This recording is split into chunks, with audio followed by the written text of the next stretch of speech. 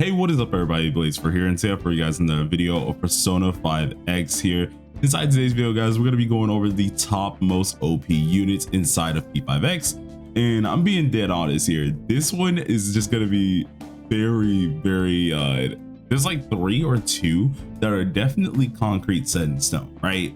But there's about 2 to 3 that are a little bit more hard to judge here. And this has been something that I've been asking a bunch of people this morning as well as yesterday night. And I'm not gonna lie with you, I want to see you guys' opinions on this, because we have, of course, the 2 or 3 who are really set in stone. No one can really argue those characters, but there are a few others that are definitely a little bit different. So if you guys are interested in this, be sure to sit back, relax, and enjoy the video. And as always, hit that like button, hit that subscribe button. We're nearing the 4K mark, so if anyone can help me out with that, please do. It really does help me out quite a lot here. And also, if you're new to my community, or at least if you want to be a part of my community here, check down below in the description. It should be our Discord link called Gotcha Metaverse, in which we're going to be able to keep you up with anything P5X related, where it's global, JP, CN, KR, and TW. But without further ado, let's get into the video. Now, this one, as I did say, was a little bit harder to decide here. It's kind of interesting, and it's just more of like an overall kind of thought process of who is actually top 5 or who's the better ones here. But we're going to go ahead and start with the top 2 here. These are undisputable type characters that, without a doubt, at A0 and with their weapon, they're probably the best ones here. So the first one that we're going to go ahead and go over is Futaba. Now, Futaba is an absolute crazy, insane character. This character has yet to get a rerun here, but without a doubt, she made a mark, especially on the changing of at least P5X here, being the crazy navigator that she is. This navigator is really meant for more of that like crit rate type support, as well as a little bit more with that type of deal where you're helping out your attack, you're helping out your crit rates, you're helping out everything that you very well do need. And if things do get bad, of course, under certain conditions, she can even give you a shield that's based on her attack. So she kind of changed a lot of this. Not to mention, she has defense shred, and not no small defense shred. It is a major defense shred here that lasts for 2 turns, including the amount of weakness implant. Now, if you guys don't know exactly what weakness implant is here, well, first of all, we can go ahead and check this out right here. Should be her 3rd skill, in which what this one does is, let's say a character isn't weak to any element, right? Like, of course, all of their elements are nothing here, right? They're just all basic, no weakness, no like repel or anything like that. But with weakness implant, based on the character that you end up choosing here, so let's say I'm using a fire team and I choose my fire main character to give this buff to, it will then make them weak to fire. See what she does, she pretty much moves that element that they're weak to, or at least that they're neutral to, down 1. If they are actually able to block or absorb the move in total, she now makes it so they resist the move. If they resist the move, she now makes it so they're neutral. If they're neutral, she now makes it so they're weak. And if they're weak, is the good part here, she actually makes it so they're 2 times weaker to that same element. This character, without a doubt, made a huge mark on at least the game here, and she's only been out once. A lot of people who ended up missing this character are definitely trying to get their hands on her, especially once she gets back here. The hard part is, when will this character come back? But it's not only this that really makes her OP. Just at A0, she's freaking cracked, and which is what we're comparing to. But at least with the further times that she gets up dupe levels as well, she's really good. And she can fit in a decent bit of teams. Any type of like DPS team that you really do need, she can really fit into that team. So the character itself has weakness implant, reduces defenses. She can also increase damage taken as well with her skill 2, which is already cool and just crazy enough. Without a doubt, she's definitely the character that is definitely solid and set in stone at the top of the list here, being the top 1 OP unit in the game here, especially to have. And this is a character that's a Navi. She's not even attacking on the field. And the next character that we're going to be going over today is actually going to be Cord. Now, this is one that for majority of the people I also was asking, they really did see that she is the 2nd best. I'm just being honest with you. This is another character that I feel like is set in stone. No one really should deny this one here as well, because when we do actually start your new accounts, or if you do start a new account, you're coming to the game, there's a banner that usually will be around here. It's like these little blue orbs. It allows you to select 3 limited characters of your choice, or just characters of your choice here, And this character is the top one character I would always recommend. I don't really see a necessity to go for anyone else, and the main reason for this is because this character made a immense change in P5X, and I mean an immense change. Like, Futaba was crazy, but she was crazy for a different reason. Now, Ford here is crazy for not only just her usability in all teams, pretty much except for Yusuke's team, seeing he is a defense-related character, but he is useful in any DPS team. And I'm not lying to you, this is a actual fact. She's useful in any DPS team here, with this allowing her to, of course, give you a ton of attack bonuses here, as well as the lovely amount of damage bonuses that she does bring. She has a special little move, or special two moves here that we're going to look at. The first one is the improvised solo. This is what gives you all the attack that you need for your loyal listener. Pretty much whoever you select, you will get this loyal listener bonus, and they will get a major increase into attack. But the other one that makes her so crazy is also her skill 3. What this pretty much allows you is, you know that little move that you always do, your highlight, the equivalent of that? Yeah, put that as well in P5X. It's the same way. This ultimate move of a sort, I guess you could call it at least, this ultimate, pretty much she can just say, screw it, I want you to go ahead and use this highlight right now. All right, she can do this and make sure your highlight cooldown comes back really quick and immediately make your character use a highlight. So if I'm using a DPS or anyone else, let's say I use my DPS being Mesa, right? I use this highlight regularly. Well, guess what? If she uses her skill 3, if that is ready after you do her rotation, immediately you can use that highlight again. And not only with this, he heals a little bit off of just doing this here. One of the main things that she's actually able to do. So it's pretty much built in her passive where after using the highlight, you then get health back. So she's not only helping out the attack, she's not only helping out your damage bonus, she's not only helping out just in general with just highlight damage.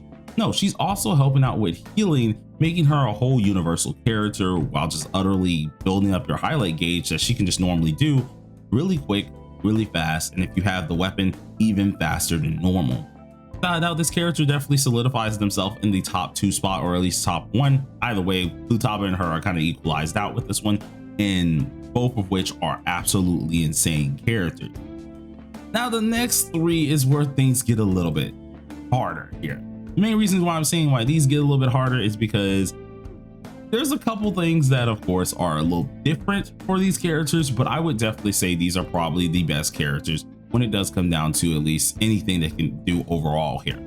So the next character that we're going to be going ahead and going over, this one is going to be CNY, or at least Chinese New Year Ren. She is a newer character out here, and she without a doubt has made her mark on the game itself right now already. DPS wise, she's absolutely amazing. Usability wise is where things get a little bit clouded. For this character, of course, she does a lot of things where it just comes down with fire stacks, or at least those DOT stacks that we do need, but is a little bit different here. She actually utilizes technicals. Now, technicals in this game haven't really been ultra strong. They've been kind of okay, right? But they haven't been crazy strong at the end of the day. It's been more of that on and off type deal. Though I will say that when it does come down to at least her usability with these set technicals and making a mark with those, she's the only character who has really revolutionized the technicals to actually deal a ton of damage. At the end of the day, she is an AoE type character, so she's going to deal a lot of damage to multiple units, but on at least the face of doing single target damage, that's where she kind of flaws out. But I still would definitely say with at least her regular round skills, I would definitely say she's pretty darn close up to the top 3 or top 4. This character can float at least 3 and 4 pretty easily, but I definitely would say she's pretty darn strong. Without a doubt, when it comes down to at least the AoE character, she's probably the best one, especially at a low awareness level, which is crazy good to see. So at the end of the day, all of these are very subjective. Keep this in mind. So either way, I want to see a lot of you guys who actually play the game as well. I want to see your opinions on this as well. What would you actually recommend in the top 5? For Ren here, after she ended up dropping, I would definitely say she's right now in the top 3. But of course, that depends on whoever sees this. So, you know, just let me know what you think down below. Now, when it comes down to the next character here, this one is going to be the 4th character that I feel like a lot of you guys probably didn't see coming, but I feel like is kind of not subjective, but kind of a easy kind of picker here. Now, this is the fourth character, and this is going to be Sumarang. Now, Sumarang is in the objective of at least being overpowered as a DPS single targeter.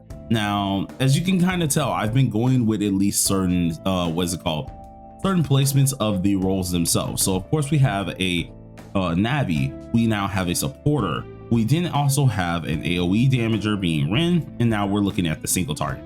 The single targeter here is definitely going to be Sumarang. Without a doubt, she's absolutely insane. She brought in a whole new revolutionized like damage cap here. We didn't think that we'd be able to hit as high as we can until Sumarang really came out.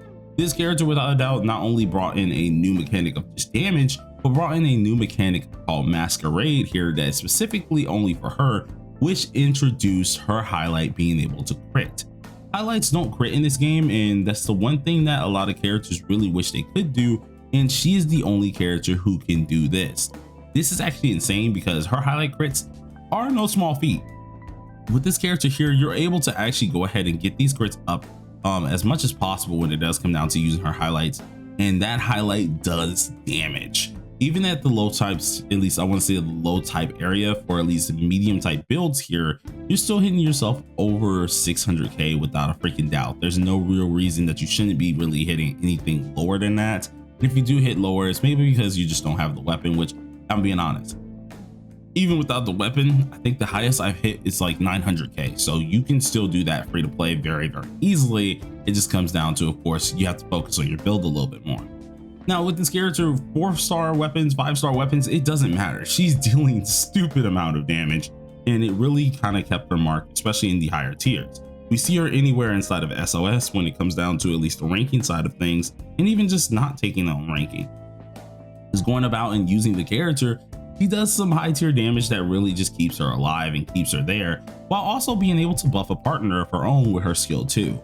Without a doubt, at least in my opinion, she's definitely one of the higher side of at least characters in this game that I would say you want for at least the top 5. But at the end of the day, you guys let me know what you think, especially when it comes down to this. Now going over the last character, before I go ahead and mention them, I want to go ahead and go over some things that are some honorable mentions here. Now, some honorable mentions like that I would like to say that are really good in this game here is SP Win. The reason why I'm saying SP Win is because SP Win, without a doubt, she is an amazing character. She recently dropped here, but the only reason why I'm not utilizing her in this is because as good as she is, she's really bound to just her own team. And that one team is it's good, but it also is bound to make sure like 2 other DPSs that normally are stupid good, right? Of course, Wind is one of those DPSs that are stupid good, but at the same time, she doesn't have as many uses with other teams here. While majority that we've been going over, they are also bound to certain teams here, but Rico's definitely one of the few that, depending on at least the team, or at least depending on the win units that she goes with, you can either use her in that said team, or you can just go ahead and decide to use Cord in that said team. Which, with that in mind, of course, it does keep her kind of in that little loop where I would like to put her in top 5, but I feel like someone else could probably take that position for now. Now, if I was including dupes, of course, Rico would definitely be in the top 5 without a doubt, because this character, even at A0s, is absolutely insane. But she's just one of the characters that I really didn't want to, like, of course, put there, seeing that you do need some other requirements to really have this.